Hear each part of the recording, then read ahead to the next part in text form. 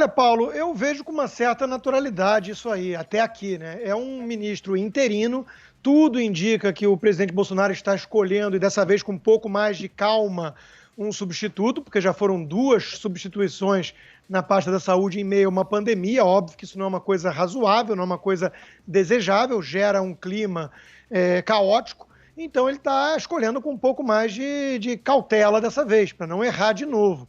E esse não errar significa justamente encontrar alguém que seja, sim, mais alinhado com a visão que ele tem, que obviamente não é de um especialista na área, mas tampouco eu acredito que um ortopedista político fale em nome da ciência.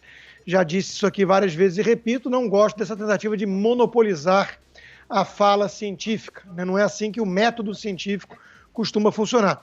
O general que está ocupando de forma interina a pasta, ele obviamente tem um ciclo de confiança ligado a militares. Então a primeira característica é essa, ele vai escolher gente que ele conhece e confia.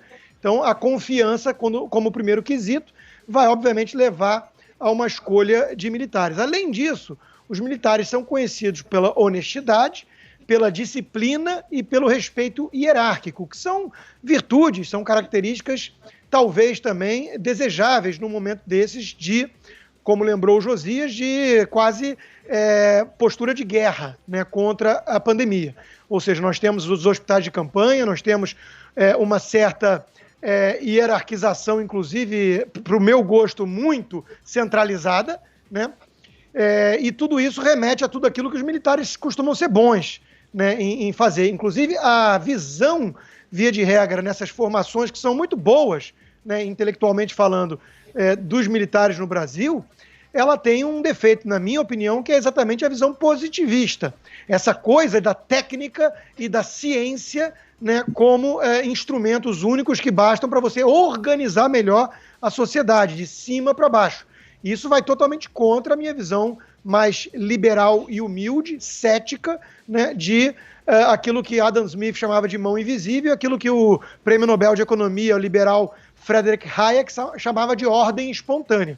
Então eu tenho muito mais ceticismo em relação a essa tentativa de organizar tudo de forma militar, né, do que os próprios militares. Acho que na economia esse tipo de mentalidade causou um estrago muito grande durante o regime militar, em que pese essa fala toda sobre o milagre econômico e tudo mais.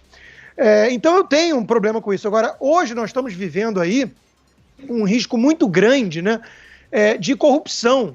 A pasta de saúde, assim como a pasta de educação, já é uma pasta muito visada, né, por causa do tamanho do orçamento.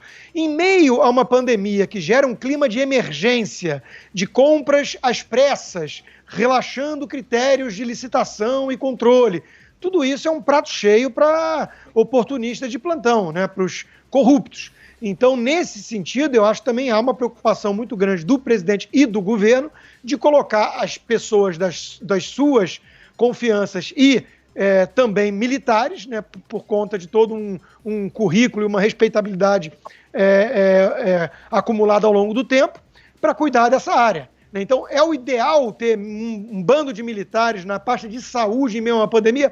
Não, não é o ideal. Mas eu tampouco dormia tão tranquilo assim com um político que está pensando agora já em 2022, que era ortopedista, que não tem nada a ver com pandemia, e que fazia discursos infindáveis, políticos, que agradavam a turma que quer ouvir apenas a mesma ladainha sobre isolamento, isolamento, isolamento, ad eternum, como se isso fosse algum tipo de solução, de panaceia ao problema que vivemos. Não é.